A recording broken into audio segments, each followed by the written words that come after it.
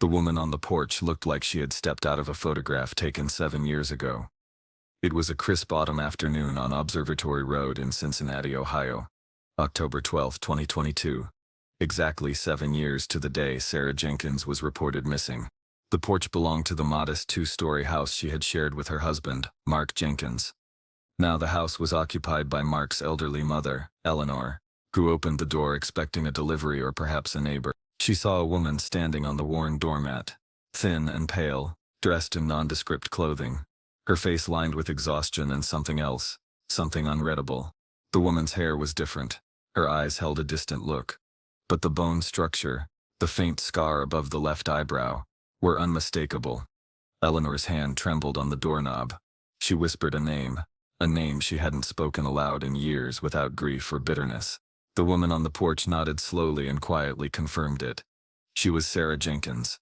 The initial report on October 12, 2015, had been routine, a missing person. Mark Jenkins called the Cincinnati Police Department late that evening, stating his wife, Sarah, had gone out earlier in the day and had not returned. They lived in the quiet, tree-lined Hyde Park neighborhood, a place where such disappearances were uncommon. The call was logged. Basic information taken.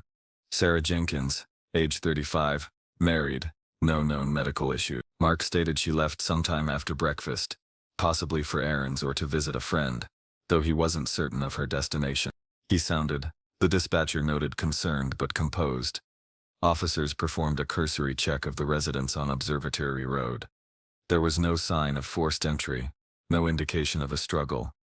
The house was tidy, perhaps too much so. Her car, a silver Honda Civic, was parked in the driveway. Inside, her wallet was on the kitchen counter, containing credit cards and identification. Her keys were by the front door. Curiously, her mobile phone was missing. A small overnight bag, not packed, sat near the bedroom closet. The scene presented a contradiction, the signs of a hasty departure, yet the lack of essential items, like keys and wallet, suggested she hadn't planned to go far, or perhaps hadn't planned to leave at all. The initial responding officers documented the scene, took Mark Jenkins's statement, and initiated standard missing person protocols. A BOLO, be on the lookout, was issued for Sarah Jenkins, but without a vehicle description or specific destination, it offered little immediate help. Detectives from the Major Crimes Unit were assigned the following morning. They arrived at the Observatory Road residence and began a more thorough assessment. Mark Jenkins was interviewed again, this time at length. He reiterated his account describing their morning together, Sarah's activities. He portrayed their marriage as stable, without significant conflict, though admitting to typical marital stresses like finances. His demeanor remained calm, cooperative. He expressed worry for Sarah's safety, speculating she might have been in an accident or encountered trouble. Yet, experienced investigators noted a certain detachment, a lack of overt panic that felt to them unnatural given the circumstances. Neighbors were canvassed. Their recollections were mundane, seeing Sarah occasionally, seeing Mark come and go. Nothing unusual. One neighbor mentioned hearing a brief muffled argument from the Jenkins house a few days prior, but dismissed it as routine domestic noise. Another mentioned seeing Mark outside unusually early on the morning of October 12th, near the back of the property, though they couldn't recall what he was doing. Investigators expanded their search beyond the immediate vicinity of the house. They checked local hospitals, interviewed Sarah's colleagues at the small accounting firm downtown where she worked part-time. Her coworkers described her as quiet, diligent, but gave no indication of personal distress or plans to leave town. Her family, contacted shortly after the report, was frantic with worry. They confirmed Sarah was close to them, particularly her sister, and it was highly uncharacteristic for her to disappear without contact. They knew Mark, liked him well enough, but admitted Sarah had sometimes confided in them about feeling stifled or bored in the marriage. They provided recent photographs of Sarah, which were quickly disseminated. The search for Sarah Jenkins, initially a missing person case, was rapidly evolving. The lack of leads, combined with the unusual circumstances of her departure and the police's growing unease about Mark's affect, led detectives to suspect foul play relatively quickly. The absence of her mobile phone was particularly troubling. In 2015, it was highly unusual for someone to leave voluntarily and remain incommunicado without their primary means of communication. Within days, the focus of the investigation narrowed considerably. The house on Observatory Road became the center of attention. Detectives reviewed financial records for both Mark and Sarah, looking for large withdrawals, unusual purchases, or indicators of debt. They examined phone records, social media activity. Sarah's online presence had ceased abruptly on the morning of October. Mark's activity showed routine patterns, though investigators noted calls to his workplace canceling appointments, and a few calls to a relative in another state.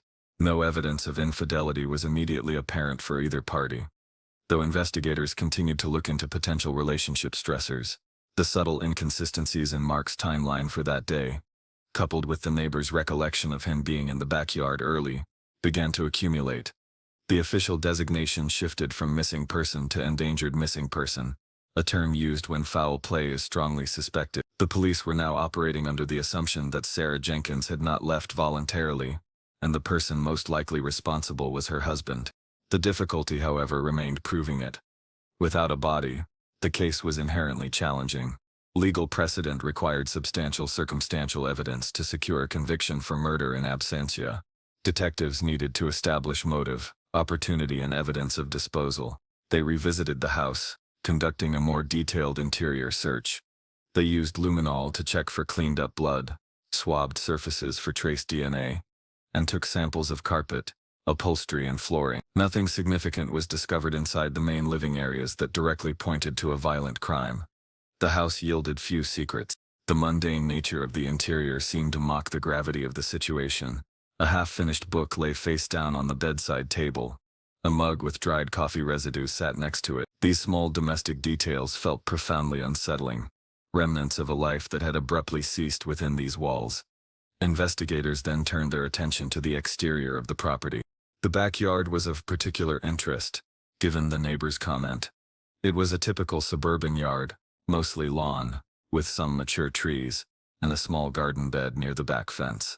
It backed onto a ravine, providing a natural if small area of seclusion. Detectives considered the possibility that the scene inside the house had been cleaned, and the body removed from the premises. This led them to review surveillance footage from neighboring properties and local businesses, looking for any sign of Mark or Sarah, or any vehicle associated with them.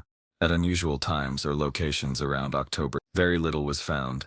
Mark's movements appeared largely consistent with his statement, aside from the unverified time spent in the backyard early that morning. The police felt they had their suspect, but the physical evidence needed to build a case for murder remained elusive. Weeks bled into months. The missing person flyers faded on utility poles. The initial media attention waned, but the detectives working the case did not give up. They simply shifted their focus, knowing that sometimes the earth itself held the answer. Their attention returned to the backyard of the Observatory Road property. Based on the neighbor's statement and the lack of evidence inside the house, detectives obtained a search warrant specifically authorizing a more invasive forensic examination of the grounds. On January 15, 2016, 3 months after Sarah's disappearance, a team of forensic technicians and K-9 units specialized in locating human remains arrived at the residence. The K-9s were deployed first. They swept the perimeter and then the main yard area. Within minutes, one of the dogs, a seasoned bloodhound named Buddy, indicated a strong alert near the back fence line, in an area just beyond the small garden bed, close to the edge of the ravine. The area was overgrown with weeds and some dense shrubbery. The K-9 handler confirmed the alert. The dog was reacting strongly to a specific scent signature associated with decomposition or human remains. This was the first significant, tangible lead in the case. The area was immediately cordoned off with yellow crime scene tape. Forensic anthropologists and crime scene investigators began a meticulous examination of the flagged area. They carefully cleared the surface vegetation. The soil appeared different in this particular spot. While the surrounding earth was firm and compacted, this patch felt looser, the top layer disturbed. They began a controlled excavation, removing layers of soil inch by inch, sifting it for any potential evidence. As they dug down, the soil composition confirmed their suspicion. This area had been recently dug and refilled. The layers of soil did not match the natural strata of the surrounding earth. They were mixed and disrupted. They uncovered evidence of tool marks in the soil walls, consistent with the use of a shovel. The size and shape of the disturbed area suggested a pit approximately 6 feet long and 3 feet wide, consistent with the dimensions of a grave. The K-9's alert.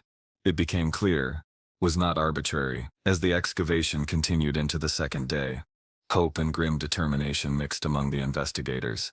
Finding Sarah's remains would provide the irrefutable proof they needed to charge Mark Jenkins with homicide. However, the excavation reached a depth of 4 feet, then 5 feet, and still no body was found. The pit was empty. This was a significant and unexpected development. While the evidence of a grave site was clear: disturbed earth, tool marks, the canine alert, the appropriate dimensions, the intended occupant was missing. The forensic team continued sifting the soil that had been removed from the pit, and here, they made another critical discovery. Embedded within the loose fill dirt, particularly in the lower layers, were microscopic fibers that, upon initial analysis, appeared consistent with the type of fabric found in Sarah Jenkins's clothing. They also found unique soil particles that matched trace earth found on a pair of Sarah's shoes, left in the house, suggesting she had come into contact with this specific soil composition. Furthermore, a few strands of hair, microscopically similar to Sarah's, were recovered from the disturbed earth. This was the first major forensic revelation. Evidence strongly suggested that something or someone linked directly to Sarah had been in this pit, and that the pit had been deliberately dug and refilled. This discovery, made on February 3, 2016, approximately 4 months after Sarah's disappearance, dramatically changed the trajectory of the case. It provided powerful circumstantial evidence of intent to bury someone, and that the intended victim or material was directly linked to Sarah. Even without a body, the prosecution now had forensic proof that a potential grave had been dug on the property Mark Jenkins controlled, containing trace evidence of his missing wife. This finding, coupled with the accumulating circumstantial evidence of Mark's behavior, his financial situation, and inconsistencies in his statement, solidified the police's belief that Sarah Jenkins was deceased and that Mark Jenkins was responsible for her death and attempted disposal. The empty gravesite suggested either the body had been moved after burial, or the burial attempt had been interrupted, or perhaps something else entirely had been buried that was heavily contaminated with Sarah's presence before being removed. Regardless of the exact scenario, the digging of a grave-like pit containing trace evidence of the missing person on the suspect's property was damning. The decision was made. On February 10, 2016, Mark Jenkins was arrested at his place of work and charged with the murder of his wife, Sarah Jenkins. The news sent shockwaves through the quiet Hyde Park neighborhood and the city of Cincinnati. A memorial service was held for Sarah later that spring, a somber gathering marked by shared grief and unanswered questions about the missing body. The legal proceedings began. Mark Jenkins pleaded not guilty. The prosecution built their case entirely on circumstantial evidence. Mark's alleged motive: financial strain and a desire to end the marriage. His behavior immediately after the disappearance, the lack of any sign Sarah was alive or left voluntarily, and crucially, the forensic evidence from the backyard, the empty gravesite containing trace evidence of Sarah. The defense argued that without a body, there was no proof Sarah was dead, let alone murdered. They challenged the interpretation of the forensic findings, suggesting the disturbed earth could have been for something else, perhaps a gardening project abandoned, and the trace evidence accidental contamination. They highlighted the absence of blood or other definitive proof of death or struggle at the house or the burial site. The trial commenced in late 2017, more than 2 years after Sarah disappeared. The courtroom in the Hamilton County Courthouse was packed daily. The prosecution presented expert witnesses detailing the canine alerts, the forensic analysis of the soil and trace fibers from the empty pit, and the estimated timeline of the ground disturbance matching the period of Sarah's disappearance. They presented financial records highlighting debt and potential marital strain. Sarah's sister testified, tearfully recounting Sarah's character and the unlikeliness of her abandoning her family. Mark Jenkins did not testify. The defense systematically chipped away at the circumstantial nature of the evidence. They brought in their own experts to offer alternative explanations for the soil disturbance and the trace evidence. They emphasized the lack of a murder weapon, the lack of blood, and the fundamental fact that Sarah Jenkins remained missing. "You cannot bury a ghost," the defense attorney argued in closing statements, "and you cannot convict a man of murder without proof that a murder occurred." The prosecution countered by detailing the comprehensive search efforts that yielded no sign of Sarah alive, anywhere in the country or internationally, for over 2 years. They described the calculated nature of her disappearance: without phone, without keys, without significant funds, arguing it was impossible for her to have vanished so completely unless her departure was involuntary and permanent. They revisited the empty gravesite, arguing that its very existence on the property, containing her trace evidence, spoke volumes about the defendant's actions and intentions. After weeks of testimony, the case went to the jury. The jury deliberated for 4 days. The city waited. The weight of the missing woman and the empty grave hung heavy over the courtroom. On December 8, 2017, the verdict was read. Guilty. Mark Jenkins was found guilty of the murder of Sarah Jenkins. He received a sentence of 15 years to life in prison. The conviction brought a form of closure to the case, though the absence of Sarah's body remained a point of quiet, persistent pain for her family and a lingering mystery for the community. Mark Jenkins was transported to the state prison, beginning his sentence for a crime proven largely by a hole in the ground and trace fibers. Life in Cincinnati moved forward. The seasons changed. Years passed. The house on Observatory Road saw quiet days. Its notorious past a hushed topic among neighbors.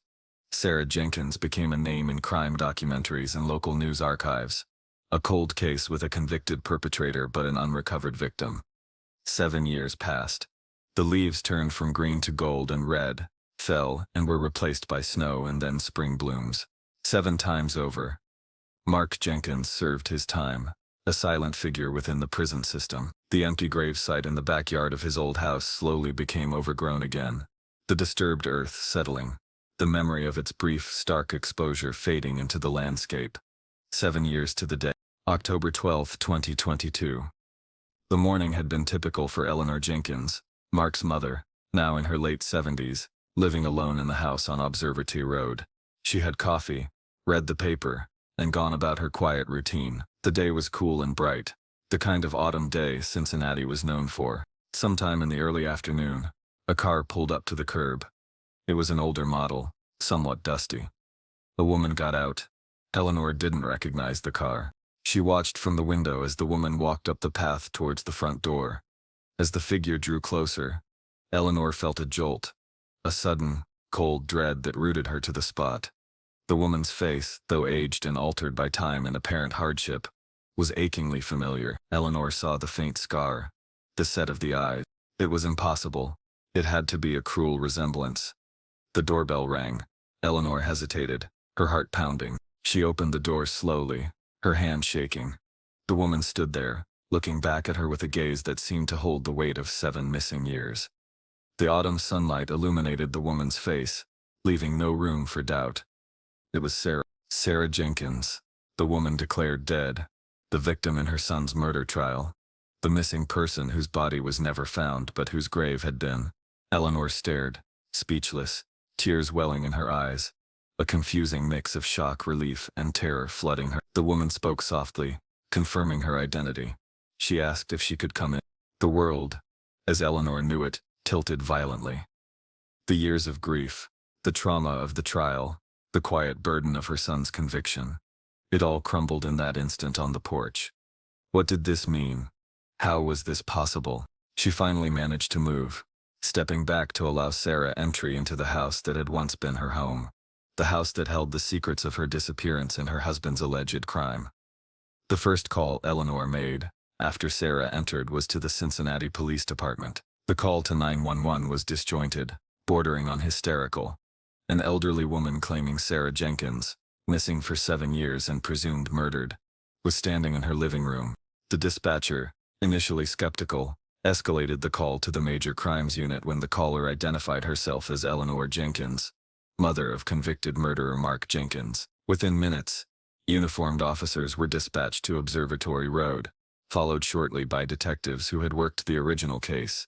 They arrived to find Eleanor in a state of shock, and a woman who calmly identified herself as Sarah Jenkins. The detectives, seasoned veterans, were initially guarded, suspecting a hoax or a person suffering from a delusion. However, as they spoke with the woman, asking questions only the real Sarah Jenkins would know, and observing undeniable physical characteristics documented in the original missing person file, disbelief began to give way to stunned reality. This woman was Sarah Jenkins. She was taken to police headquarters for a formal interview and identity verification. DNA samples were taken and rushed for comparison against samples on file from the original investigation. Fingerprints were checked, Dental records and old x-rays were reviewed for comparison. Every piece of identifying information from 7 years prior was brought to bear. Within hours, the results began to filter back. The DNA matched. The fingerprints were a match. The scar above her eyebrow. The dental work. It was irrefutable. Sarah Jenkins was alive. The woman who had vanished in 2015, prompting a murder investigation and a conviction, had returned. The legal and emotional ramifications were immediate and profound. The Hamilton County Prosecutor's Office was notified. News quickly reached the prison where Mark Jenkins was serving his sentence. A team was dispatched to the prison to inform him. Sarah's initial account of her absence was delivered in a calm, measured tone. Though it was sparse on verifiable details, she claimed she had left voluntarily, driven by a desperate need to escape her marriage, which she described as emotionally suffocating, and marked by increasing financial strain and Mark's controlling behavior. Though she stopped short of alleging physical abuse, she stated she had driven south, abandoning her car in a public parking lot miles away, a detail that would later be investigated, and had lived under various assumed names, taking low-wage jobs, moving frequently, and deliberately avoiding contact with her past life out of fear and a desire for complete anonymity. She claimed a recent illness and a growing sense of isolation had finally compelled her to return. However, her story contained gaps, particularly regarding the initial hours and days of her disappearance, and how she managed to live completely off the grid without ever triggering identification checks or social services involvement, and it provided no explanation whatsoever for the empty gravesite discovered in the backyard. The discovery of Sarah Jenkins alive immediately triggered a cascade of legal actions. Mark Jenkins's conviction was overturned. He was released from prison, a free man after serving nearly 5 years for a murder that had not occurred. The original investigation was officially reopened, not to find a killer, but to understand what truly happened on October 12, 2015, and where Sarah had been for the intervening 7 years. Detectives were now faced with a new, complex puzzle. Sarah's story of voluntary disappearance contradicted the evidence suggesting foul play and attempted burial on the property. Was she telling the truth? Had the police misinterpreted the evidence from the backyard? Or was there a deeper secret Sarah was concealing? The focus of the investigation shifted from proving Mark killed Sarah to understanding Sarah's actions and whether anyone else was involved in her initial disappearance or subsequent concealment. The empty gravesite remained the most perplexing piece of evidence, unexplained by Sarah's narrative of simply walking away. What had Mark been doing in the backyard that morning? What was in that pit, if not Sarah's body? Mark Jenkins stepped out of the prison gates a changed man. The years inside had taken a toll. His face was gaunt. His eyes held a haunted look. He was met by his family, including his mother, Eleanor, who had witnessed the unbelievable return of the woman he was convicted of killing. The reunion was fraught with complex emotions: relief at his freedom, anger at the years lost, confusion, and perhaps resentment towards the woman whose reappearance had granted his freedom, but whose initial disappearance had cost him everything. Sarah, meanwhile, faced intense scrutiny. The media descended upon Cincinnati. Her story was met with a mixture of astonishment, skepticism, and sympathy. Legal experts debated the implications for wrongful convictions, based on circumstantial evidence. Detectives pressed Sarah for more details, attempting to reconcile her narrative with the forensic evidence from the backyard. Sarah Jenkins could not definitively explain the empty grave.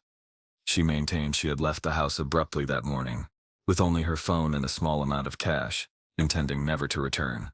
She denied any knowledge of Mark digging in the backyard or disturbing the earth. This left investigators with lingering questions.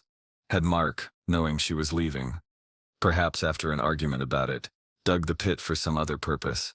Had he intended to bury something else? Or had he genuinely believed she was dead, perhaps after an accident or struggle he was involved in? Attempted to bury her, and then moved the body later. His silence during the original investigation and trial offered no clarity. He was now free, but not exonerated in the public eye. The suspicion, though no longer legally actionable for murder, remained. The empty grave was never fully explained. It stood as a silent, chilling testament to something planned that day, something connected to Sarah's disappearance, that remained just out of reach of full comprehension. The aftermath was a complex tapestry of shattered lives and unresolved questions. Mark Jenkins, officially no longer a murderer, struggled to reintegrate into a world that still viewed him through the lens of the conviction and the mystery. 5 years of his life had been erased by the justice system, based on evidence that, while compelling in the absence of a living victim, proved fundamentally misleading. Sarah Jenkins, alive but profoundly changed by her 7 years of self-imposed exile, faced the daunting task of rebuilding a life she had actively dismantled. Her family grappled with the relief of her return mixed with hurt and confusion over her prolonged silence. The house on Observatory Road, once the quiet scene of a presumed crime and later a symbol of a wrongful conviction, stood as a silent monument to the upheaval. The small, overgrown patch in the backyard, the sight of the empty grave, remained a point of morbid curiosity and lingering questions. The case of Sarah Jenkins became a haunting illustration of how absence can be interpreted, how circumstantial evidence can lead to conviction, and how a shocking return can unravel truth while simultaneously weaving new layers of mystery.